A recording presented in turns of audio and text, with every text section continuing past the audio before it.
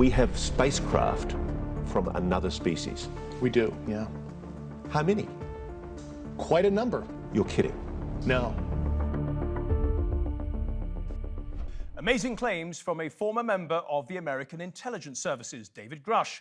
He says that we are not alone. Aliens do exist, and they have visited Earth.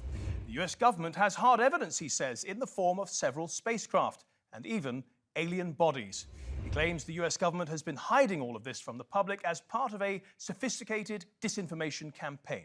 Now, for years, those claiming these strange sightings were aliens were treated as cranks and conspiracy theorists. Now it appears they may have been right all along.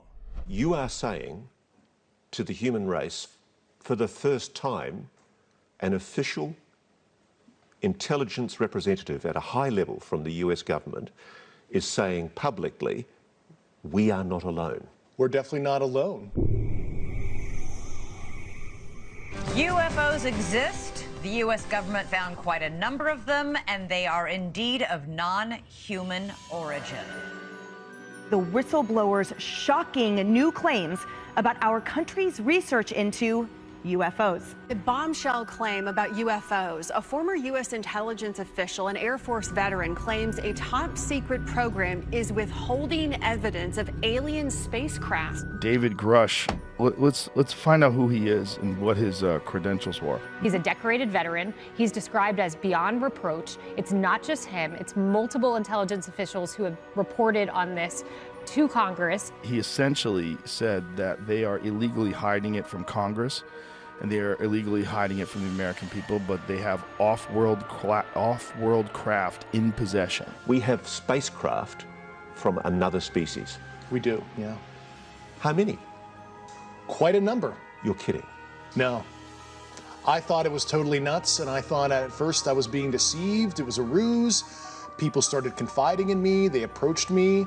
I have plenty of current and former senior intelligence officers that came to me, many of which I knew almost my whole career, that confided in me they were a part of a program. They named the program. I've never heard of it. And they told me, based on their oral testimony, and they provided me documents and other proof. If you're right, if you're telling us the truth, everyone, the entire American public, has been lied to for decades. Yeah, there's a sophisticated disinformation campaign targeting the U.S. populace, which is extremely unethical and immoral. Do we have bodies? Do we have species of Well, non-human? naturally, when you recover something that's either landed or crashed, sometimes you encounter dead pilots. And believe it or not, as fantastical as that sounds, it's true. Okay, let's bring in our guest now. And today we have Nick Pope, who used to run the British government's UFO project. He thinks there's a possibility there's life in space, but no conclusive evidence yet. And we also have Stephen Bassett, a political activist who believes there is irrefutable evidence that extraterrestrial life does exist. Welcome to both of you. Nick Pope, if I may start with you. Very simply, what do you make of David Grusch's claims? Well, there's an old saying in the intelligence analysis community, interesting if true. And this is perfect for this situation. David Grusch is who he says he is, and he sat in the Air Force and in the United States intelligence community in a position where he absolutely did have direct involvement with this subject. He was a member of the Unidentified Aerial Phenomena Task Force. But at the moment, while these claims are absolutely sensational and really fascinating, they are not yet validated. And that validation, I think, will have to come from the United States Congress, which is pressing the US government on this issue anyway. So David Grusch's claims are simply going to fit in alongside some other claims which have been received. And the intelligence committees in Congress, both in the Senate and the House, are going to have to try to get to the bottom of this. I hope it's true. I mean, this would be an amazing story and it would change everything. But I don't think we ought to yet say that it's proven, because it's not. Grusch says he's putting his reputation on the line. He's risking his personal safety. What more do you want to see from him? Well, I think by his own admission, he has not seen any of this material. He talks about a crash retrieval program. He has personally seen no spaceships, no wreckage. So he's one step removed from this program that he has said exists somewhere in the military intelligence community. So what we really need is confirmation that that program exists. We need its name. We need the name of the director, the name of the agency in which it's embedded. And frankly, you know, at the moment, with the best will in the world, this is a great story, but we actually need to get our hands on the physical debris that he says exists, so that scientists can test it. Stephen, do you believe David Grusch? I have high confidence that what he's saying is correct. We know quite a bit about his efforts to come forward, filing of complaint with the IG office, the DOD, or the IG at the Intel offices. I know the attorney involved. He has been trying to come forward for some time, but he has been patient to a degree. But ultimately, he had to get aggressive because he was getting death threats and other problems because he had come out within government, but still there were people in government that didn't like that. This is one of the reasons why recent legislation in the Senate, which was eventually signed by the president, called for more protection for witnesses, including a paragraph indicating that they could sue the government. Now, that was taken out of that legislation before it was signed by the president. We have been heading towards hearings, most likely, hopefully, in the Senate Intelligence Committee, chaired by Mark Warner. There are a number of witnesses, well over a dozen, maybe more, who have been interviewed by AARO. We think they've been interviewed by members of the staff. And he might well have been one of those witnesses. But he has jumped the gun, you might say. He lost patience and was concerned for his safety. And so he went public with the assistance of journalists Leslie Kean and Ralph Blumenthal. They approached significant entities like the Post and the Times, but they simply couldn't take on a story that big in that quick of time. So they went to the debrief, they went to News Nation and put it out. But I'm quite sure that when the Senate hearings begin, and they could be called at any time, he will be, along with quite a few other military witnesses, a witness, and he will say under oath that while working for the task force, he talked with individuals who do work in those programs, who cannot come forward, and he will give that testimony. And eventually, those people, the ones that he talked to that worked in those programs, they will also be sitting in front of the Intel Committee, and they will tell us directly. So I have complete confidence in this. Just quickly, if the government is trying to cover everything up and has been heading a disinformation campaign for many, many years, why did they give him authority to talk about it now? Yes. The truth embargo, as I call it, it's not a cover-up, it's a truth embargo, is essentially over. The stigma is gone. The media is producing thousands of articles. There's been legislation 3 consecutive years. The truth embargo on the ET presence is essentially coming to an end. I expect hearings very soon, and I expect the President of the United States to confirm to the American people and the world that we are engaged with non-human intelligence, or extraterrestrials, whatever you want to call them. That should happen this summer. David Grusch has played a role. He got out ahead of things a little bit. Right. For concern for his safety. I don't have a problem with that. Okay, well, we look forward to that. Now, David Grusch, of course, is just the latest in a line of people, a long line of people to make claims about UFOs, a line that actually goes back further than you might think. The whole fleet of them, look on the ASA. My gosh. They're all going against the wind. The wind's 120 knots from the west. Oh, I'll take it. We tend to think of UFOs as a modern phenomenon, but a quick internet search reveals the UFO chronology stretches way back to Roman times, if not before. The Roman historian Titus Livy recorded Navium specium di caelo ad fulcis. Phantom ships had been seen gleaming in the sky. That was just over 2,000 years ago. In recent times, the 1947 Roswell incident is probably the most recognizable chapter in UFO history. Walter Haut, a US Army Air Force spokesman, reported at the time that they'd captured a flying disc or saucer, but hours later, the Army announced it was actually a crashed weather balloon. Really? It was a saucer. A flying saucer? The term flying saucer was overtaken 6 years later in 1953 by the official US Air Force term UFO, unidentified flying object. The US military now wants us to call UFOs UAPs, unidentified aerial phenomena. But given how much we love sci-fi movies, UFO is still king. Flying saucers are objects from another planet. The Navy has no saucer-shaped aircraft or missile. There's no good reason for keeping this secret for 3 decades. The government's been lying about UFOs for 50 years. Now, UFOs are undoubtedly a great subject for movies, but anyone taking the subject seriously has generally been regarded as a little nuts. Take the brilliant Bob Lazar, who used to work at Area 51 and first brought his revelations to the public in the 1980s. Here he is in a much more modern setting with Joe Rogan. I went into the hangar door, and in the hangar door was the disc, the flying saucer that I worked on. I saw it sitting there, and we walked by it. It had a little American flag stuck on the side, and I thought, oh my God. Many people made fun of Bob Lazar, but something has surely changed. Politicians, journalists, and military figures are now taking UFOs or UAPs more seriously. The trigger for this change came in 2017 when the New York Times ran a story about US Navy pilots encountering something they'd never seen before. Dude, do you see that thing down there? And we saw this little white tic-tac looking object, and it's just kind of moving above the whitewater area. Do you ever drop your phone and it sort of bounces off the countertop and then bounces off something else, and it's sort of like no predictable movement, no predictable trajectory. Yeah. Such stunning reports are forcing change. As of 2021, Congress has required the Pentagon to provide regular UFO or UAP updates.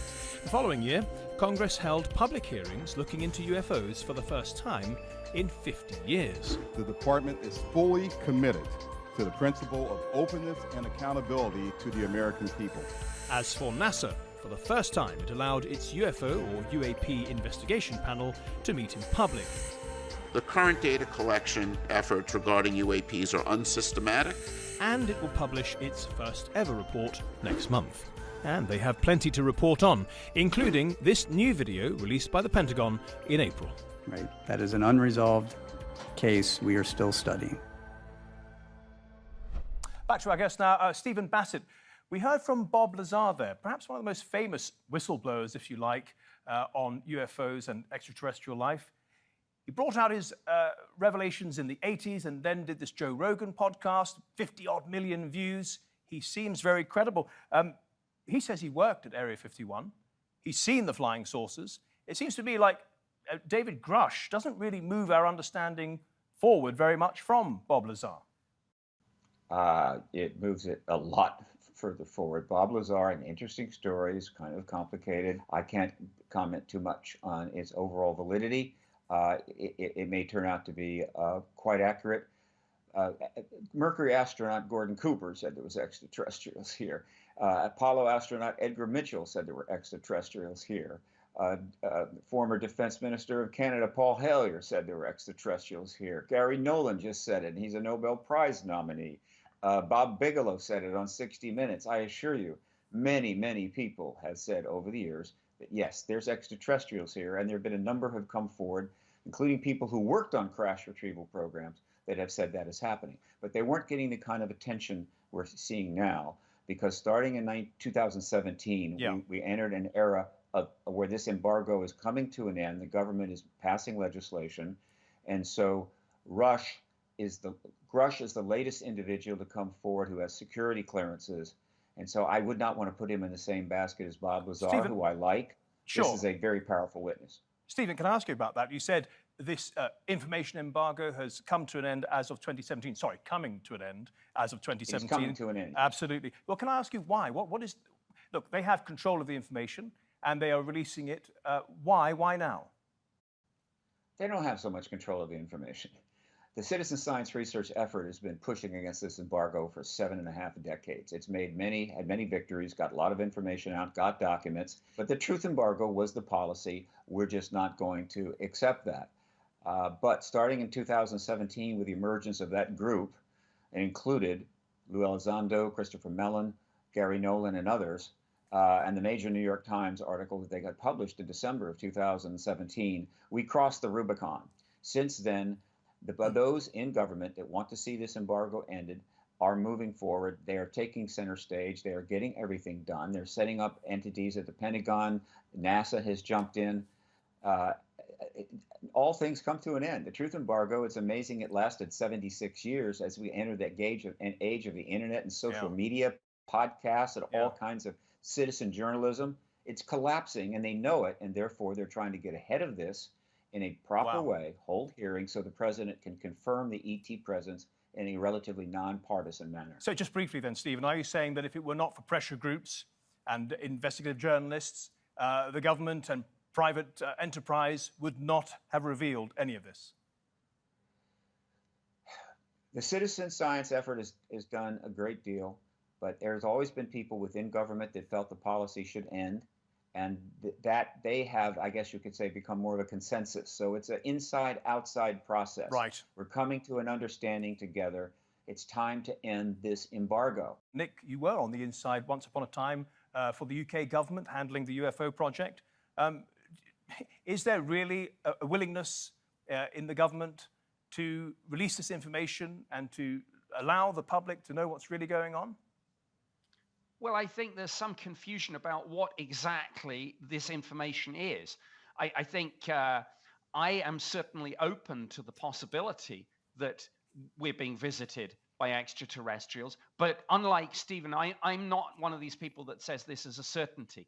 When I was doing this for the British government, we didn't have any definitive proof this was true. We treated the issue seriously. We think it's an important defense and national security issue. These things are in our airspace. They're being seen by our pilots, tracked on our radar, sometimes picked up on satellites. But I don't take the view that we've solved the mystery already. I take the view that we are still working on the mystery and that government doesn't have all the answers. So I hope that whether it's NASA, whether it's the United States Congress, or whether it's the scientific and academic community, I hope that we use this opportunity that people like David Grusch coming forward presents us to show that this is an important issue, and I hope we can solve the mystery. But I'm not, as I say, one of these people that thinks it's been solved. We don't have a spaceship hidden in a hangar somewhere, or if we do, I'm afraid they didn't tell me. Nick, just to be clear then, and very briefly, UFOs, that's not a matter of faith. Do you believe in them? Do you not believe in them? They do exist. It's just that the explanation is they're either a rather banal thing like a weather balloon, or they might be unidentified because they're another country's technology. Is that the idea? There are lots of different things. Some of them are misidentifications and hoaxes. Some are secret prototype aircraft. I don't rule out the possibility that some might be extraterrestrial. The skeptics have to be right every time. The believers only need to be right once. I hope it's true, but I don't know that it's true. Nick, thank you for that. Now, while the US government is ready to officially acknowledge UFOs now, it wasn't always the case. Here's a sample of presidents, past and present, being rather coy, to say the least. The truth is that when I came into office, I asked, right? I was like, all right, is there the lab somewhere where we're keeping the alien specimens in spaceship? They did a little bit of research, and the answer was no. We made every attempt to find out everything about Roswell.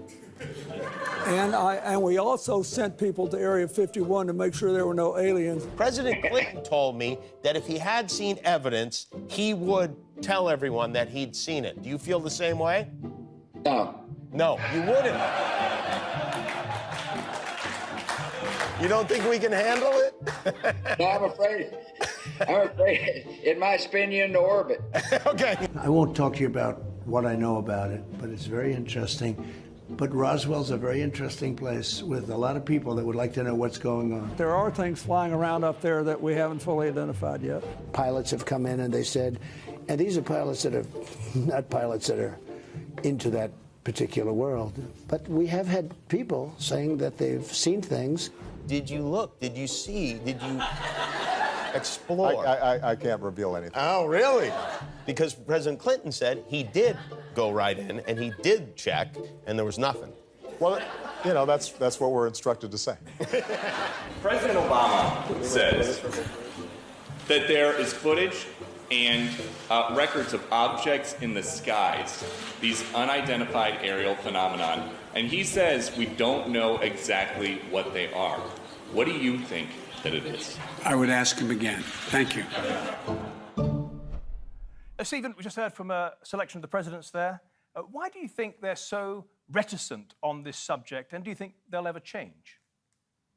Absolutely. Let me be very clear. Every single president since Truman has known there's an extraterrestrial presence engaging us. They know that because of Roswell. Roswell was a crash vehicle. We obtained bodies, dead, and one living. So we've always known. The policy, the national security policy, which was cemented in the Robertson panel in '53, is that this will be embargoed from the American people for national security reasons, deeply classified. And so every president who came into office, one way or another, understood that, was told that, and therefore they're reticent. Very briefly, do you think the presidents are even informed, fully informed about this subject? Every president has known there's a presence. Now, how much they were told depended upon how forcefully they wanted to be about it. I think basically it was a matter of that's the case, but the policy is we're embargoing it, and they've gone along with that. One president tried to get that information. That was, well, two presidents made an effort. Jimmy Carter, he was rebuffed, and President Clinton, he was rebuffed.